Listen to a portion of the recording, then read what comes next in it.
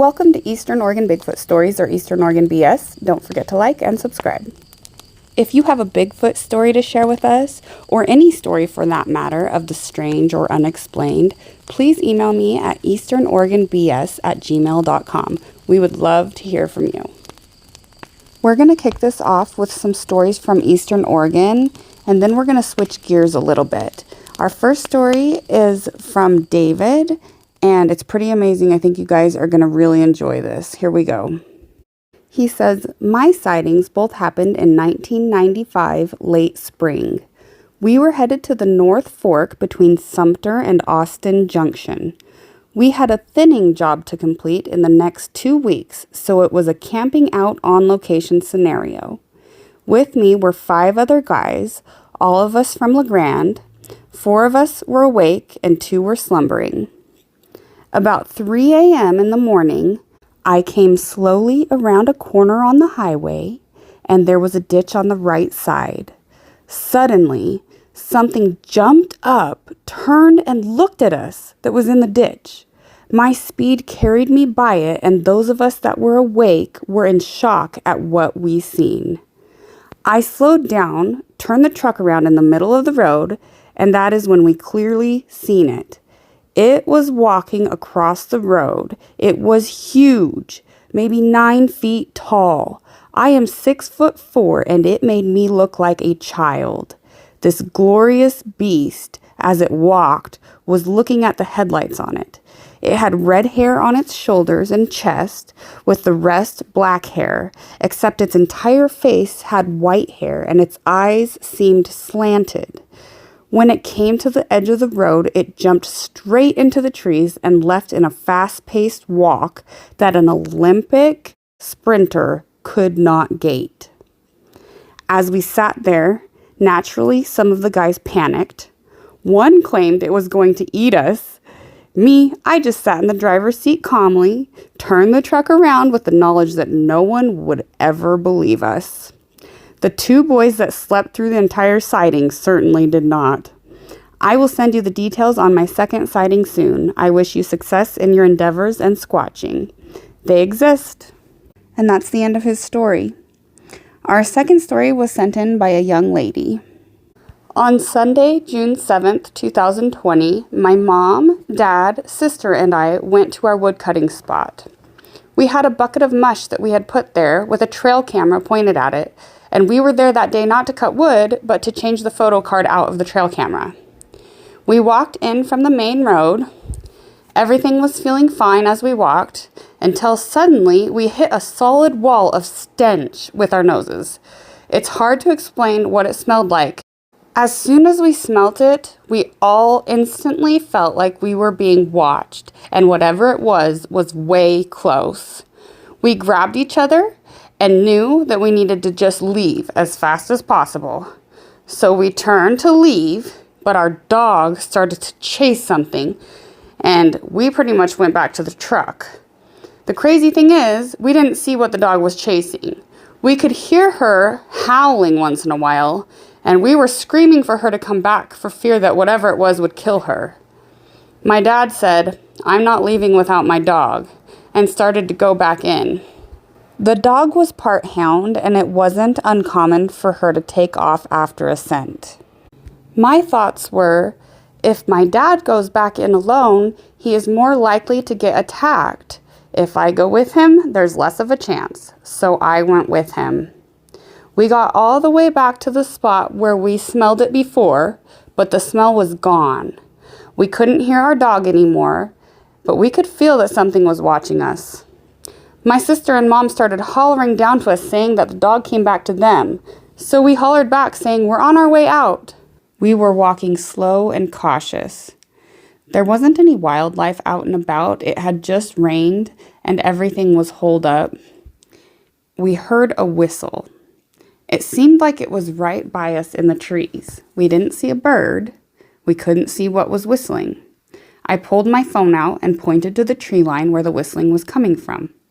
I looked behind us, worried that the whistling might be a distraction from something else coming up behind us. My dad drew his pistol out and grabbed me, securing me. As we kept walking, it whistled again and again.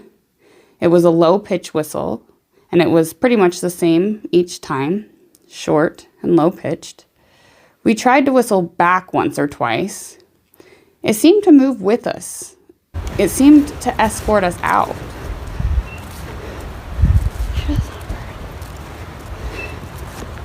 My dad said, "It sounds like a bird." And then it doesn't, too. It's gotta be a bird. We never did see what was making the whistling sound. We went back to the truck and left the area. And that's the end of her story. I was told this next story by a coworker and good friend of mine, and he gave me permission to retell it on here, so here we go.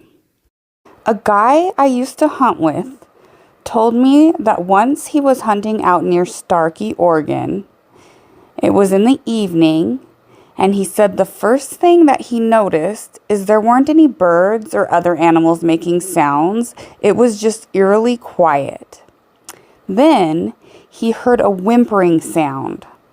So he snuck up and looked over this little rise, and there he saw a man-shaped, really hairy animal or human sitting on a log crying.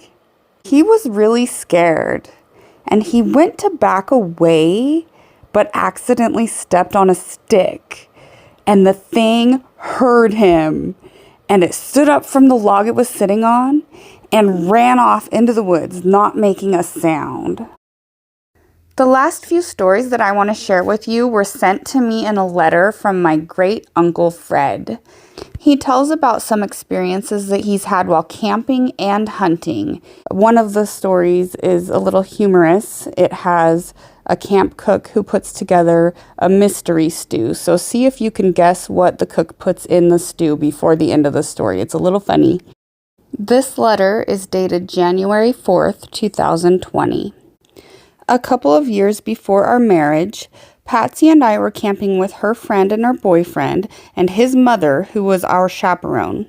We were up in the Uinta Mountains and had taken a road, if you could call it a road, that removed our muffler and tailpipe from the station wagon we were riding in. Our camp was a quarter of a mile from the main road.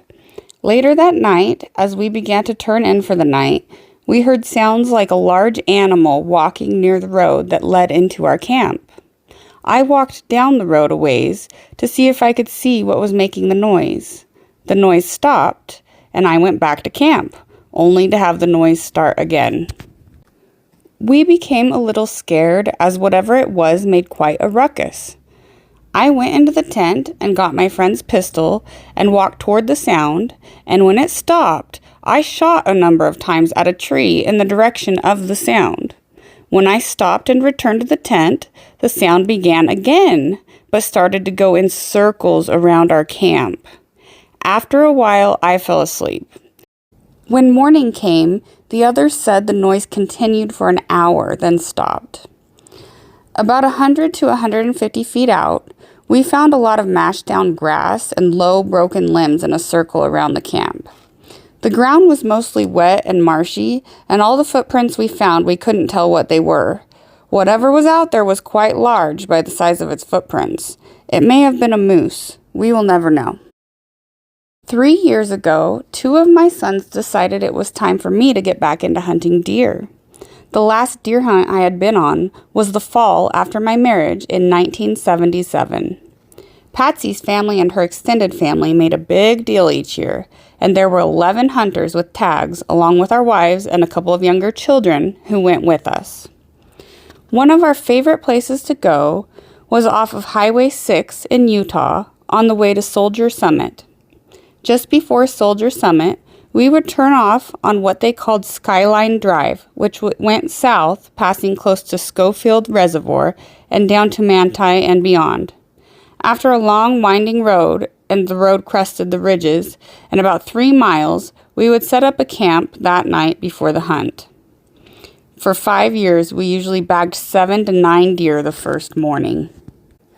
In those 5 years, I shot 5 deer and shot 3 other deer in different years. With each, I only shot once. My rifle has open sights, and there was always someone with me on every shot. I have to tell a story here. Patsy's sister-in-law's uncle Lamar was one of the hunters. He carried a .270 rifle like mine, but he didn't stray too far from camp since he had a wooden leg. He also did the cooking at noon for the camp.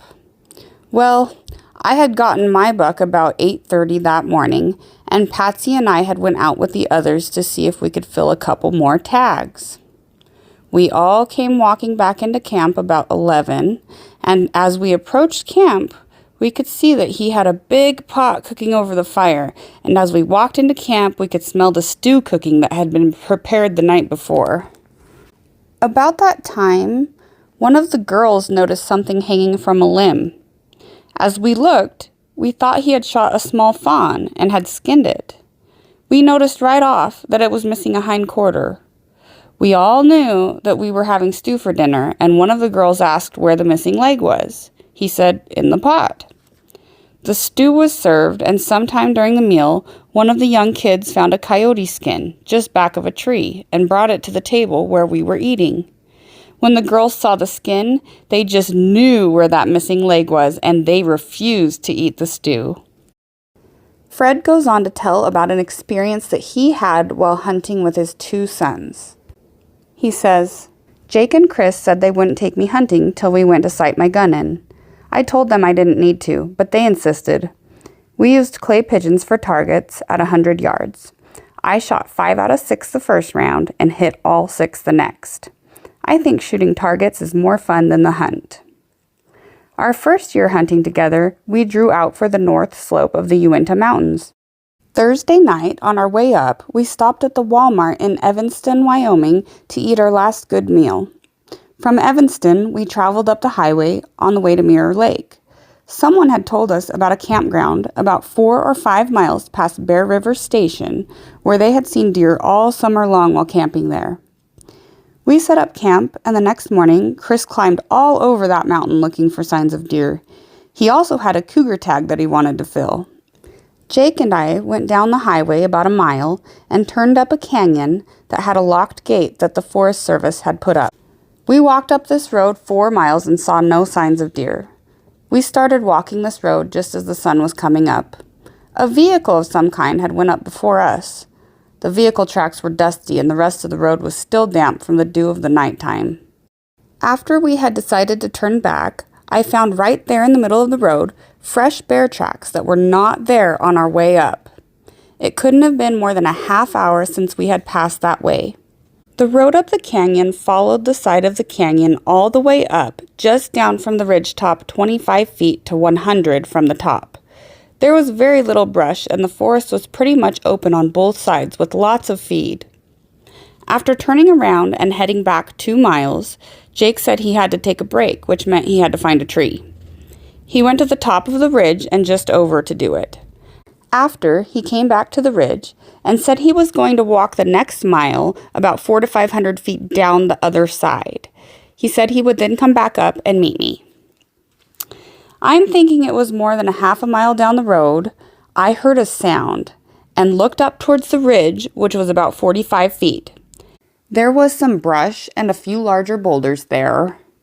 At one point where I was standing and looking, there was some brush, a man's height, and a low spot in the brush, and then a large boulder about the same height, and then more brush. While I was standing there looking to see what might have made this sound, a face came out of the brush through the low spot in the brush and behind the large boulder and into the brush. It was just a fraction of a moment, but the image is forever in my mind. I immediately called out Jake's name several times with no answer in return. A minute later, I climbed the ridge where I could see very well the area for some ways. I started to walk the ridge and saw Jake way down off the ridge, way ahead of me, and this was only minutes after the event.